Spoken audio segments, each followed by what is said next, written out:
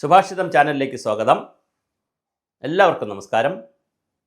ഇപ്പോൾ ഞാൻ കുറച്ച് സമയം മുമ്പേ ഈ നമ്മുടെ മീഡിയകൾ, മാധ്യമങ്ങൾ, ചാനലുകൾ, സാറ്റലൈറ്റ് ചാനലുകൾ കണ്ടുകൊണ്ടിരിക്കുകയായിരുന്നു. അപ്പം നല്ല രസമാണ് ഓരോ ചാനലുകളുടെയും കഥ വായിച്ചാൽ. ഒരു ചാനൽ പറയുന്നു സുരേഷ് ഗോപിക്ക് മൗനം, ഇനി മറ്റൊരു ചാനൽ പറയുന്നതാണ് നല്ല രസം. ഇതാ സുരേഷ് ഗോപിയുടെ വാഹനം പൊയ്ക്കൊണ്ടിരിക്കുന്നു, സുരേഷ് ഗോപിയുടെ വാഹനം ഇപ്പോൾ ഈ ടൗണിലെത്തി എന്ന് പറഞ്ഞാൽ നമ്മൾ ഈ സ്വപ്നയെ പിടിക്കാൻ പോയല്ലോ നേരത്തെ.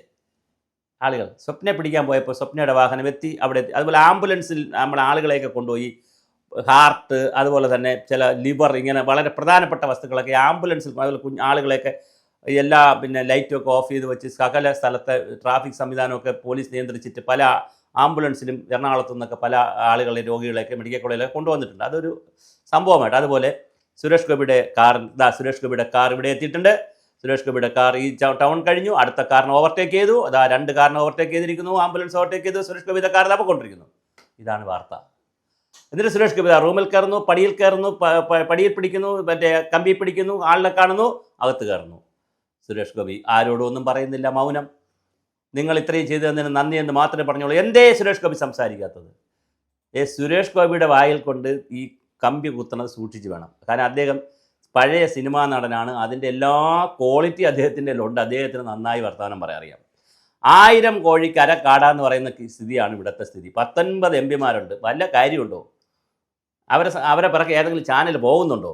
അവരെ മണ്ഡലത്തിൽ ഏതെങ്കിലും ഇപ്പോൾ വേറെ ഒരു മണ്ഡലത്തിൽ കോൺഗ്രസ്സുകാരുടെ ആക്ഷേപം വന്നപ്പോൾ CPM ജില്ലാ സെക്രട്ടറി എന്ന് പറഞ്ഞു, അയ്യോ ഇവിടെ കള്ളവോട്ടൊന്നുമില്ല, ഇവിടെ എല്ലാം നല്ല വോട്ടാണെന്ന് പറഞ്ഞിരിക്കുന്നു. ഇപ്പോൾ എന്താണെന്നറിയാമോ, നല്ല രസമാണ്. ഈ കള്ളവോട്ട് വന്ന് എല്ലാവരും കള്ളവോട്ട് എന്ന് പറയാൻ തുടങ്ങി. അപ്പോൾ ഈ ഇലക്ഷൻ പ്രഖ്യാപിച്ച സമയത്ത്, അല്ല നമ്മുടെ ഈ നോട്ടിഫിക്കേഷൻ ഇറക്കുന്ന സമയത്ത്, ഇലക്ഷൻ്റെ ലിസ്റ്റ് ഇറങ്ങുന്ന സമയത്ത് ഇവരൊക്കെ എവിടെ പോയെന്നേ? ആ ലിസ്റ്റ് നോക്കിയിട്ടല്ലേ ഇതൊക്കെ വരുന്നത്. അപ്പോൾ ആക്ഷേപം പറയില്ല, കരട് ലിസ്റ്റ് നോക്കില്ല, അല്ലെങ്കിൽ പരാതി കൊടുക്കില്ല, ഒന്നും ചെയ്യില്ല. ഇത് തന്നെ ഇപ്പോഴും പരാതി ഒന്നും കൊടുത്തിട്ടില്ലെന്നേ. എന്നിട്ട് സുരേഷ് ഗോപി എന്ത് പറയുന്നു, സുരേഷ് ഗോപി എങ്ങനെ പറയുന്നു, സുരേഷ് ഗോപി എവിടെ പറയുന്നു, എത്ര പറഞ്ഞു? ആ സുരേഷ് ഗോപി എല്ലാ മാധ്യമങ്ങളും കൂടി ഇങ്ങനെ നടക്കുകയാണ്. എന്തെങ്കിലും കാര്യമുണ്ടോ? ഞാൻ പറഞ്ഞ അദ്ദേഹം പ്രസ് റിലീസുകൾ ഇനി കൊടുക്കാവോ? വല്ല കാര്യം പറയാനുണ്ട്. അദ്ദേഹം മോഡിയെ കണ്ടുപിടിക്കുക, വല്ല കാര്യമുണ്ടോ? ചാനലുകളൊക്കെ വന്നിട്ട് വേളം ഉണ്ടാക്കേണ്ട പോലെ പിണറായിയെ കണ്ടുപിടിക്കുക. അവരൊക്കെ വലിയ ആളുകൾ, അവരെ കണ്ടുപിടിച്ചാൽ മതി. നരേന്ദ്രമോദിയുടെ കണ്ടുപിടിക്കുക. ആവശ്യമില്ലാതെ പത്രക്കാരോടൊക്കെ വർത്തമാനം പറഞ്ഞ്, കാരണം അവർ നന്നാക്കാനല്ല, നമ്മൾ രക്ഷിക്കാനോ നമുക്കൊരു സഹായം ചെയ്യാനോ നമ്മുടെ നന്മ പറയാനോ ആണെങ്കിൽ ഓക്കെ. നമ്മുടെ തിന്മകൾ മാത്രം പറഞ്ഞുകൊണ്ടിരുന്നാലോ, കുഴപ്പങ്ങൾ മാത്രം പറഞ്ഞുകൊണ്ടിരിക്കുന്ന ചാനൽ അവർക്ക് റേറ്റ് കൂട്ടാനാണ്. പക്ഷേ അത് ചാനൽ റേറ്റ് എന്ന് പറഞ്ഞിട്ട് എന്ത് അധമ പ്രവർത്തനവും നടത്താൻ പാടുണ്ടോ? എന്ത് മോശം പ്രവർത്തനവും നടത്താൻ പാടുണ്ടോ? അപ്പോൾ സുരേഷ് ഗോപിയുടെ വാർത്തകൾ ഇത്രയും ദിവസം സുരേഷ് ഗോപി വന്നില്ലേ എന്നുള്ള വിളിയായിരുന്നു. വന്നപ്പോൾ ചേസ് ചെയ്യുകയാണ് നമ്മുടെ ചാനലുകളൊക്കെ. സുരേഷ് ഗോപിയുടെ വണ്ടിയെ ചേസ് ചെയ്യുകയാണ്. ചേസ് ചെയ്ത് പോയിട്ട് പിടിച്ചിട്ട് അവസാനം കിട്ടി. കള്ളനെ പിടിക്കും പോലെയാണ് നമ്മുടെ ഗോവിന്ദചാമിയെ ചേസ് ചെയ്തല്ലോ മാധ്യമങ്ങളൊക്കെ, അതുപോലെ ചേസ് ചെയ്യുകയാണ്. ഒരു ഇരയെ കിട്ടിയ ഒരു ഇരവാദമാണ് കിട്ടിയ പോലെ ചേസ് ചെയ്യുന്നു. അവസാനം സുരേഷ് ഗോപി വളരെ കൂളായിട്ട് പോയി അദ്ദേഹത്തിൻ്റെ ഓഫീസ് ആക്രമിച്ച ആളുകളെ കാണുന്നു, അദ്ദേഹം തിരിച്ചു പോകുന്നു. ഞാൻ പറഞ്ഞ അദ്ദേഹം ഒന്നും സംസാരിക്കരുത്.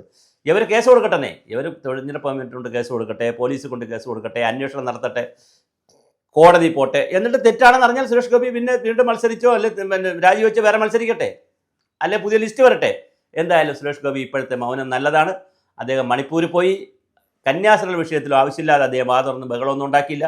അത്രയും മതി അതിൻ്റെ ആവശ്യമില്ല. സുരേഷ് ഗോപിക്കുള്ള ഇമേജും കാര്യങ്ങളൊക്കെ അദ്ദേഹത്തിനുണ്ട്. അദ്ദേഹം ചെയ്തു കൂട്ടുന്ന നന്മയുള്ള പ്രവർത്തനങ്ങൾ വളരെ വലുതാണ്.